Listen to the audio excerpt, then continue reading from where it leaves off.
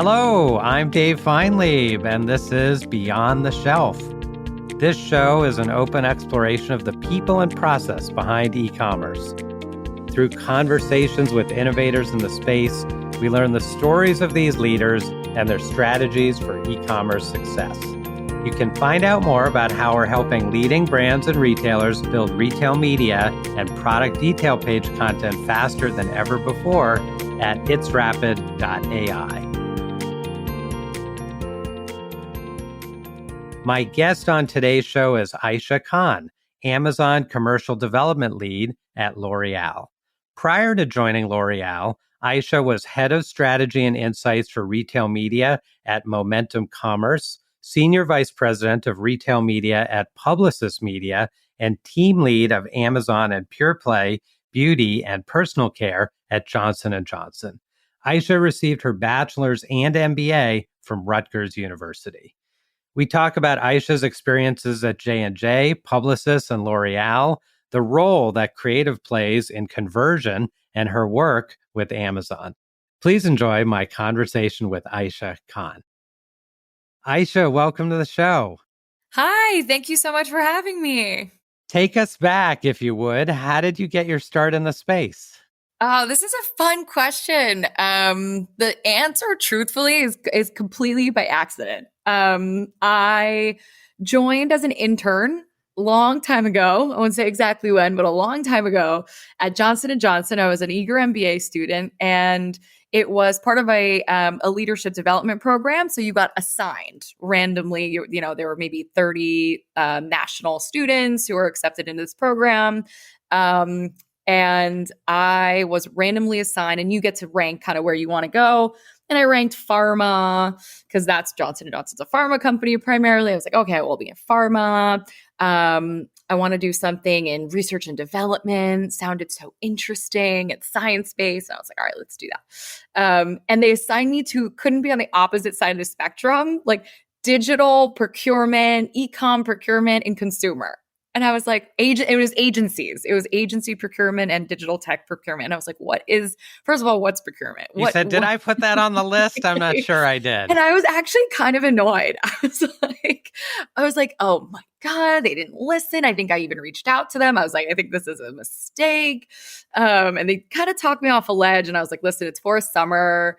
I didn't even want to join J&J full-time afterwards anyway. I was entrepreneurship, concentration. I wanted to start my own business. I was like, all right, whatever, I'll suck it up and go. And then 6 years later, I was still there. So it was completely by accident, but it was a wonderful fit for me. And it was literally the Wild West. So I couldn't have asked for a better fit. And so, yeah, that's how I got my start. What a great story. Now, you did have some experience in your own business and being entrepreneurial and kind of building your own company. Tell us a little about that.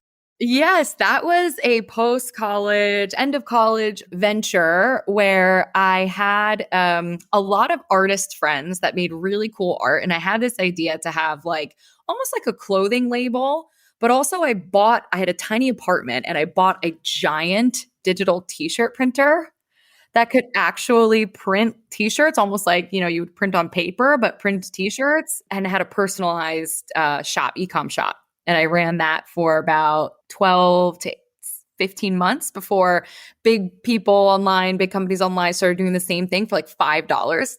And I was like, maybe I should go back to business school and figure this out. But it was so much fun. And I learned a lot about e-com. I obviously had to do everything soup to nuts myself. The website, I learned SEO, I learned Illustrator, vector art. It was just a ton of fun. So teaching, I like to teach myself just through doing, and that was a great example of it. But yeah, not a success, but sometimes you learn the most from your failures, right? Well, a success in that you did it, because it's so easy to talk about it and have the idea, so hard to go do. So yeah, I think that's incredible. Well, you've had a lot of amazing experiences, both in this entrepreneurial endeavor at the 6 years at J&J, as well as at a number of other companies now at L'Oreal. What are some of your learnings, your insights from all these different roles? There's a lot. So I'll touch on like a different facets of some of my learnings, maybe, and I'll keep it to three. So, because I know we have a lot of great content to cover today. But the first one I feel like is if you're running a business, usually over $10 million in revenues when you really start to scale. And I'm talking specifically about consumer product businesses. Usually, if you're not happy with your results, it's not a what problem, it's a who problem. And that was a big valley to cross in my career where right you're always trying to tweak the strategy and it's not this agency, it's that agency, it's that, and it comes down to it's usually an internal issue. It's usually not your agency. Sometimes it can be, but it's really a who problem. Usually it's a leadership problem as well, but it's also about, if someone isn't working, get rid of them quickly instead of like trying to make it work. And so it's usually a who problem, finding the right people in the right spots, motivating them, making sure they understand the vision, they're supported, they're trained to do their job, especially in e-com. Things are changing so quickly, so fast. So I learned a lot about people and development, I think are the most critical things in a business.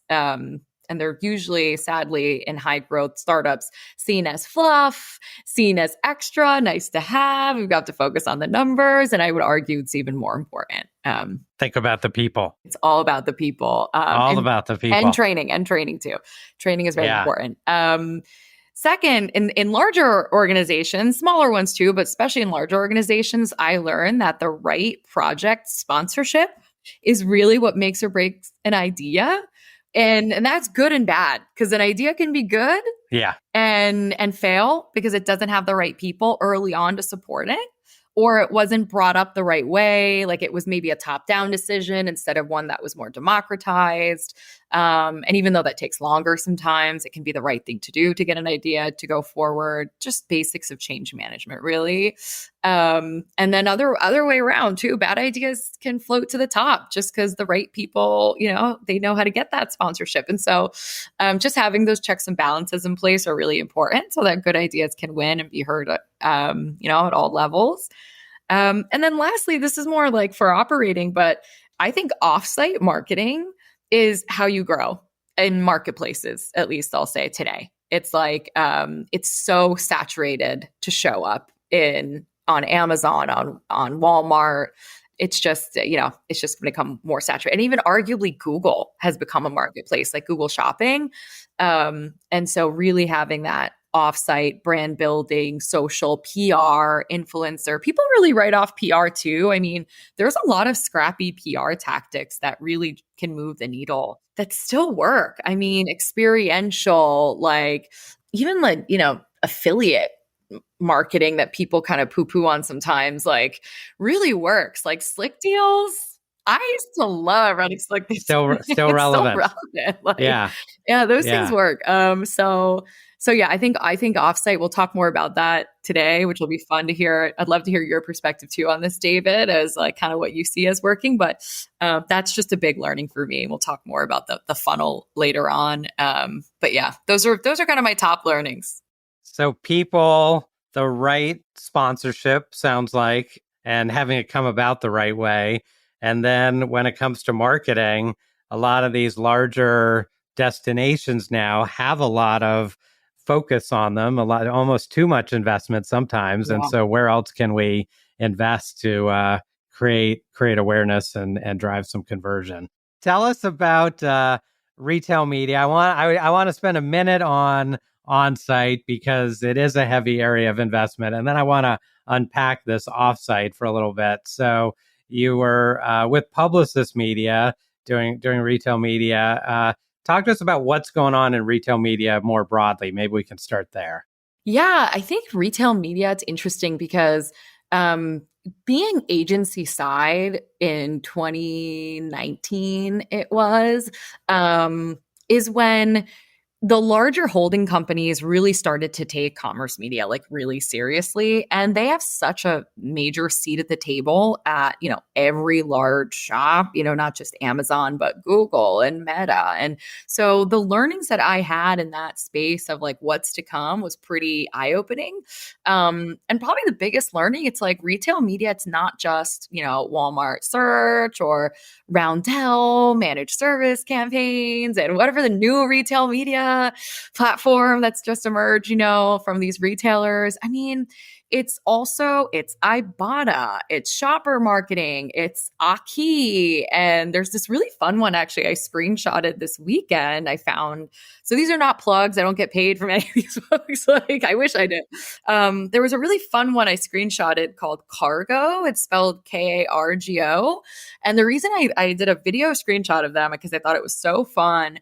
I was scrolling, I think I was reading about some beauty article. I think it even wasn't like Beauty Independent or like WWD or something. And it was such a fun interstitial ad where on the bottom of the page, I think it was Old El Paso. So shout out to General Mills. Did a really fun ad with them where there were like taco sauces like jumping up and down on the bottom of the page. And they were like, it was just looking like they were like dripping sauce on the page. And it was just like really cute. And I could exactly. And I like actually stopped to look at it. And, being in my space, and I'm a mom, I love taco kits. Like I am all of that. So I was like, it was fun. It just became top of mind for me inadvertently for my grocery trip this week. I just thought it was really fun. And I think that is what is going to also be retail media. And that is also commerce media. I think when I clicked, it went to a, where to buy page. It wasn't, direct, buy, add to cart and shop now, but it was more like, here's where you can find me. I thought it was great. So things that are engaging, more fun, more relevant in a way to the shopper. Sounds like that's the place to be, and perhaps a little less of the standardized content, if you will. Yes, exactly. I think these innovative ad formats that are going to drive either to a buy now or a where to buy landing page is how I would define like very much the future of commerce media. But I think that also brings me to like the bigger question here, and the biggest learning I really had in my days at Publicis was really like the funnel is real, even if it's collapsing. The funnel is real, and even within an organization, what's really neat is for all of these conglomerate CPGs, they're running a multi-brand portfolio. And even for smaller brands, that you might be running a brand that has different segments. Like even within beauty, you might have a face wash or a cleanser, and all these subcategories are truly like can be quite different. And what's neat is different brands can run completely differently. So even though they're running the same shop, so I got to see firsthand for some clients how some brands may be growing profitably and others may be struggling. And even today at L'Oreal, like there's different strategies run for different brands. And it really truly comes down to like, how is the upper funnel, are they investing there? First of all, foundation. And then two, how are they connecting their upper funnel ideas? Are they cohesive with lower funnel? So, cause even if you have that mix right, if the campaign doesn't flow through, if the creative doesn't flow through, if the story doesn't flow through, and the messaging isn't consistent across platforms, it's just gonna not work. So yeah, I think that was a big learning for me coming from such a strong, e-com, lower funnel background, just like sales driving Amazon role at J&J, going to Publicis was very eye-opening in that I respect so much after that time. I respect so much like branding and its role in driving ROAS, actually. Yeah, no, this is great. Will you, maybe without naming specific brands perhaps, but will you give us an example of a case where you've seen it work really well, where you feel that there was that consistency, top of funnel, the content was consistent, and you looked at something, you went, wow, that's how it should be done? I'll give an example. An old example is Chopstick. So when I was at Publicis, I'll call the brand out because it's a good example. So they deserve a lot of good credit. But Chopstick was interesting because it was like Chopstick, again, this was 2019. They were in this very interesting, where like sexy beauty was getting a lot of the spotlight, right? Chapstick is like an old brand, kind of a legacy brand, right? It's got a lot of history, I'll call it, right? Tradition. And so they were going through this transformation of like how to make chapstick cool. And they did a really great job in focusing on the creative and the story and the messaging. And they started to do these really fun influencer campaigns is really where they started to make a bet and almost try to make it like a social viable brand. And then it worked. And then we started noticing they pulled back a bit actually in their transactional media, which was a little bit painful in the short term. But what we noticed is we kept those levels flat, but started to see the ROAS get higher on those brands. We were able to pull back a bit on branded search and start doing more unbranded, and started to see more conversion because we were having that relevancy in other areas. And it was great. And it really started fueling the flywheel, and you couldn't have been happier. So that was a great example. That's a great example. Well, now you're at L'Oreal doing some amazing work. I want to ask you about the beauty category, but first, we're fresh off Prime Day. A lot of exciting investments, activities around Prime Day this year. What did you think was most interesting this year? But first, I'm super proud of our team at L'Oreal for doing a great job on Prime Day. So definitely like kudos to the team, and anyone who touched the Amazon business knows that this Prime Day, was a little bit different. It walked and talked a little bit different than previous years. And I think that's like, it's interesting because Amazon, I think, boldly is, listen, they test and learn. That's in their ethos. We all know that. I think it was very bold to maybe test some things during Prime Day. One of them primarily there are three big things that they changed. I think the first one is they really personalized the deals discovery. And so it used to be that they had like these deals pages, and they were these deals kind of like pinned to the top, and you've had these kind of like these top deals moments. And it was a lot easier, I think, to find deals by category in previous years. This year, they kind of smashed everything together and into this personalized deals UX that was very heavy on electronics and higher AOV items. And so if I flip my mind for a second, have this out of body experience and put myself in an Amazon, a DMM hat, I could understand why that's so, right? If from a total retailer perspective, they're trying to drive AOV. They're trying to put that front and center, those categories. So I get it. If you're not in those categories, it was really tough to kind of stand out. And so you had to rely on, who really won on Prime Day. It's like you were either 60% off, so super, super deep discount or more. You were either running a lot of search media and really showing up, which is expensive, but it worked. If you have, if you also were running a deal as well.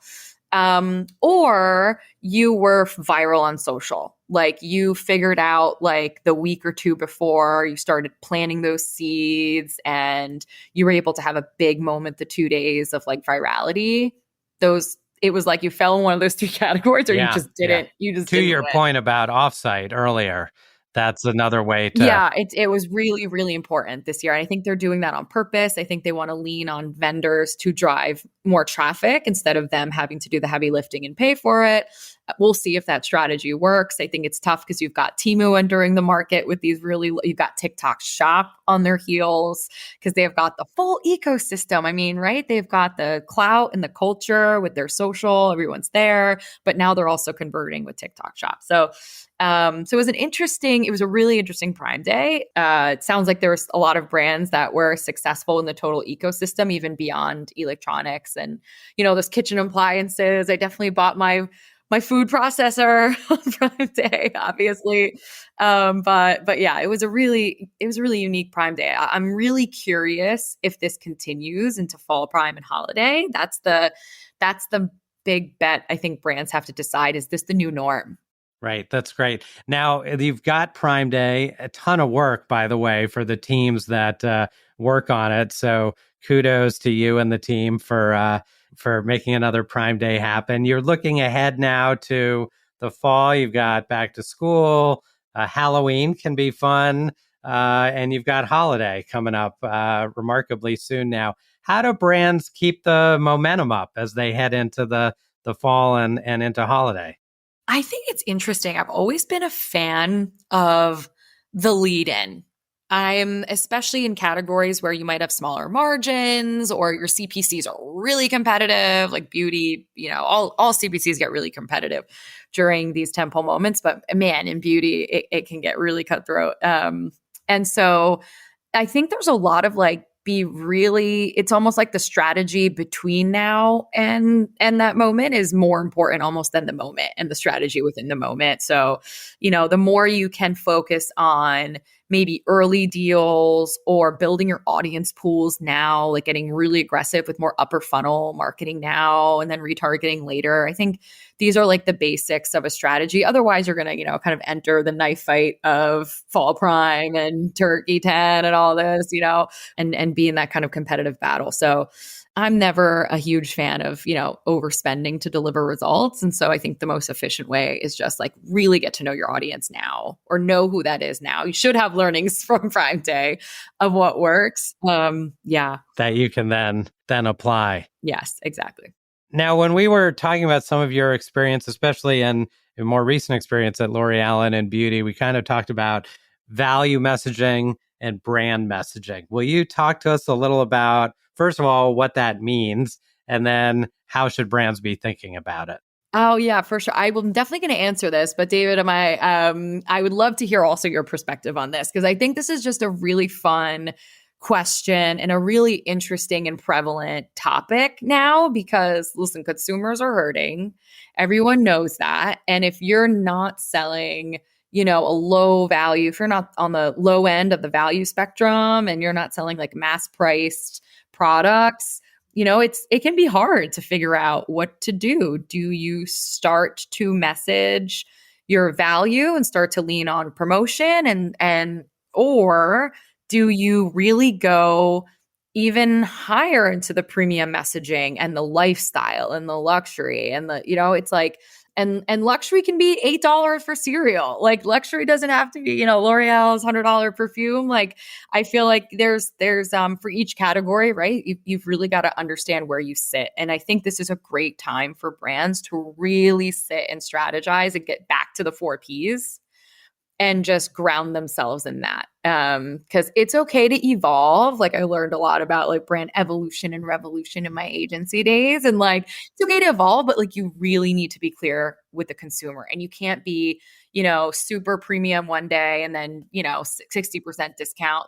It's just so you're going to confuse your consumer. And so you really got to know where you sit in those 4 Ps. I think brands today just have to be careful because it's a slippery slope. It's really hard once you go down to the value messaging, which maybe in some categories because of all the price increases that have happened because of the supply chain, like it may not be their fault and they've accidentally become premium. Like I think that's what's happened. I think in CPG, brands may not realize that they've become more premium, especially as private label becomes very viable option. Very competitive. They're very competitive. They're true brands now. Like you don't even know what's private label and not private label anymore.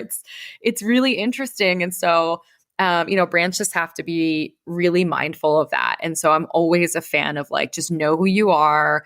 And if you are premium and that's where you want to go, it's just going to be a rough couple of months or a year, but there's another side to this, right? Everything's cyclical and you'll as long as you survive and you're profitable and you understand you have, that roadmap, and you're okay with short-term pain for long-term gain. Otherwise, folks who are really looking for short-term results might make some decisions as such, and it'll be hard in a year. But what are your thoughts, David, on this? And, Listen, we as a tech solution have the luxury in a way of working with brands and saying, hey, you can test it out. And so if you want to try this messaging and this, or this brand specific message, try that.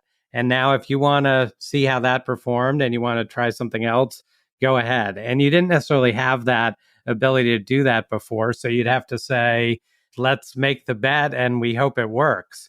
Now you could be a little more test and learn. We've always talked about test and learn, and it's a kind of nice words to say. The question is, can you really do it? And so can you really come in and say, I'm going to build some creative and run that for a few weeks? Again, to your point, being consistent with what my brand overall is. Did it work? Hey, wonderful. Let's do more. It didn't work. That's okay. I'm going to just spin up something else and run something else. It literally might not work. We might run it for a few weeks, which seems very short, and then see how it performs. But the fact that you can go keep changing it, I think, and we're seeing that with some of our clients, that's really exciting to see a brand be able to do that. And also you see with upstart brands, they're going to run something, they'll see if it performs. If it doesn't, they turn it off and they run something else. So in a way, the upstart brands have gotten, or they've had to get comfortable with, we're just going to try it and find the tactics that really win. And those other tactics, they're not failures for us. They're just ones that didn't perform, and we're going to double down on these other ones. So that's, I think, my answer to the, if you have the ability to go faster and keep testing, then that's the way to do it. If you've kind of got the ability to be agile that way. I love that. I could not agree more. And testing and learning is really hard. I think that's a great perspective. I almost wish more larger companies just had like a separate team that was just the test and learn team. I mean, it's hard to do because you need context. And it's hard, and you got to report the results, and it's very visible, and all the things that we all have to go through in our, day to day. Yeah. But then when you can, to your point, when you can do it, it's really magical in a way. So yeah. And being able to fail, I think you just mentioned, like, that's the most important thing, right? It's like almost like you want to fail. Like if you're running 5 things and you fail 3 times, that should be success. Like you tried it out. Yeah. Yeah. So that's, I think that's really exciting. Now, the other thing I wanted to ask you about is content. Obviously, especially in the category you're in, there's video, there's static imagery, there's user generated content. I mean, there's a lot of different content that you get to work with. Tell us about media content. How do they relate? How should we be thinking about them? And in being in a, digital marketing roles, for most of my career, like and running even like Meta. I remember even when I had my own business and I would run like Meta ads and Google ads, like how much math was involved, and I really enjoyed it. And I did not realize until I went to smaller brands and more of a GM capacity when I was in Publicis looking at the full funnel, how much the content actually matters. Like, as I always figured, as long as it's not bad, like, who cares? You're getting the right people there. You got to be at the right price. They'll convert. We've got something. Yeah. And it's like, oh my, it's, the math is such that, for all media, 70% or more of the conversion comes from the actual creative. And it's not the audience targeting. It's not the bid that you put in the back and you're managing your bids carefully. And exactly. And targeting. I thought a lot of it was targeting too. And it's actually your creative. Your creative has got to be good and match the audience. But nowadays, it's really about having a really good creative strategy. And that also involves playing, testing and learning and building content, all different types of content. And that's hard. Like, it's hard because especially when you're used to just creating a couple creative ideas and you have to get so much input, even if you're a small brand usually, right? You got so much input because the creative is so important to the brand. And it's like, how do you now do that at scale without slowing down? Because everyone still wants their input. And so it's just about, thinking differently in ways of working and really letting a small group of people own that. And that's so tough to let go.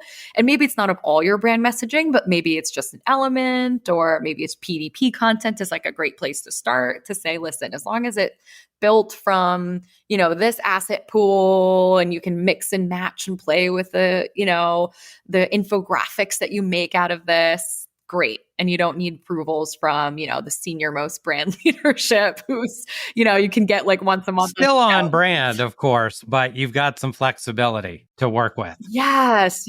Like that, I think it's like, I think brands who can figure that out, it's a superpower. It is honestly a superpower. And so that for me is something I try to focus on more today. Content as the superpower for brands. I love it. I think this is content flexibility. And flexibility. Like, that's really what it is. Like, yeah. for sure. This is great. Well, we've covered a lot of amazing areas today. I want to ask you one last question about the category. Speaking of all the different kinds of content you can use, these different strategies, what are you seeing, obviously at L'Oreal, but also in the industry? What are you seeing leading brands do well when it comes to content and to their marketing efforts? I think the best thing I'm seeing brands do is really manage their new launch strategy really creatively, and beauty particularly, because beauty is built on newness and launching is really important.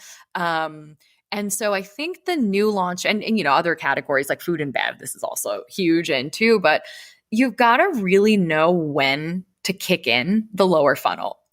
I think that, and the timing is more art than science, right? But if you have no awareness, you just hit the shelf and you're expecting your, ROAS to be super high and your lower funnel marketing, you start throwing a ton of search in there because you think like just showing up at the top of search for new products is going to work. Like you have no reviews. No one knows who you are. Their eyes are just skipping you. Like they are just, it's like not going to happen. So, and I know it's hard because brands really want their new launches to be successful right out of the gate, right? But that I think it's almost like, do you almost wait at least 3 months for your shelf space to work hard, your upper funnel to work hard, your social to work?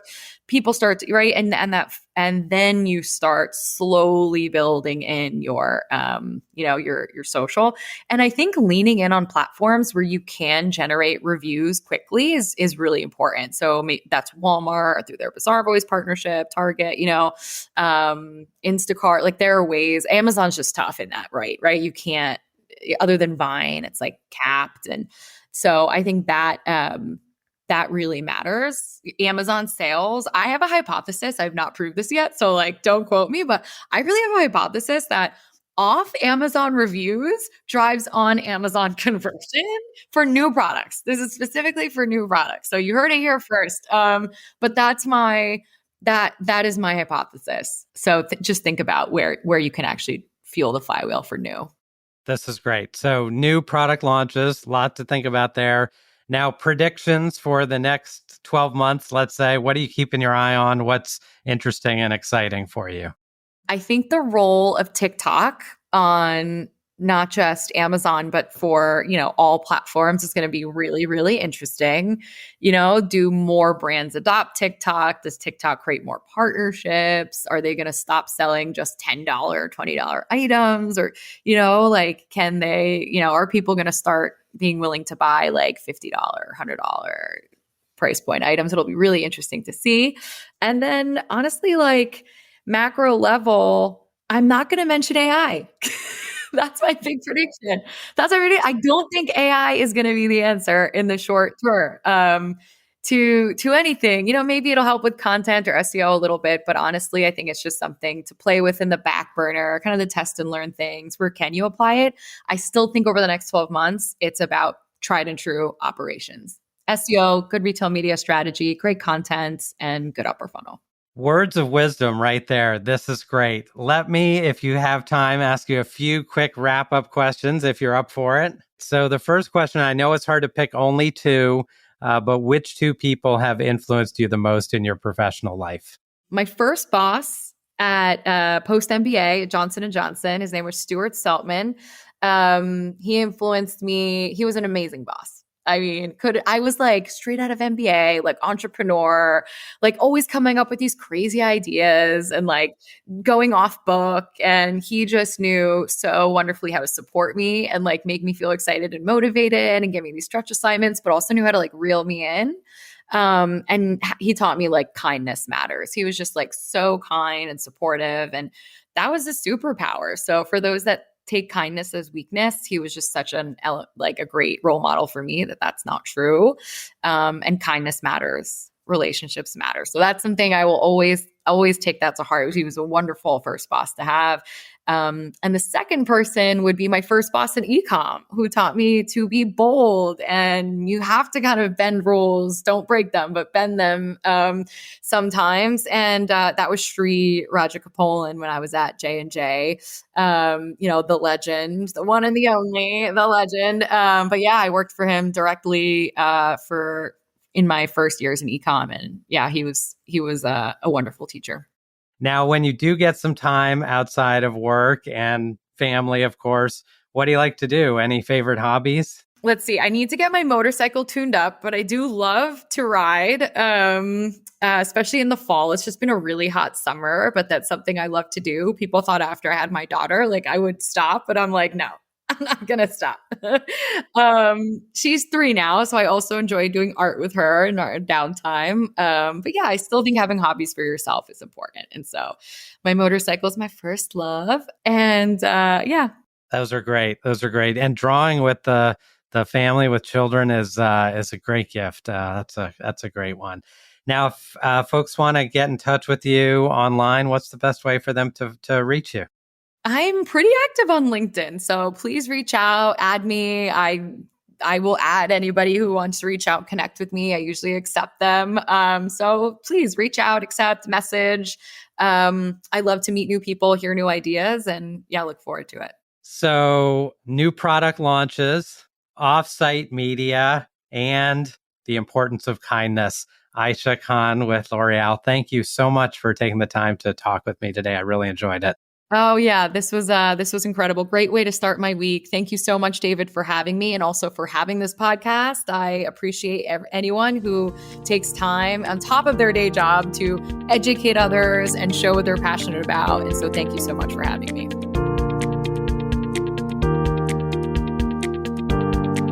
I hope you enjoyed today's show. Beyond the Shelf is brought to you by It's Rapid. It's Rapid is the platform Pepsi, Sierra Nevada, Revlon, and hundreds of other leading brands and retailers use to build personalized content at scale.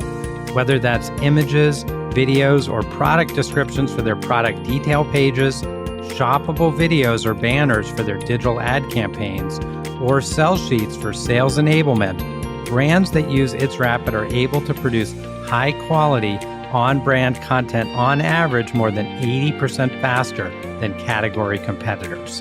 To find out more, please visit itsrapid.ai. Thanks for listening, and we'll see you next time on Beyond the Shelf.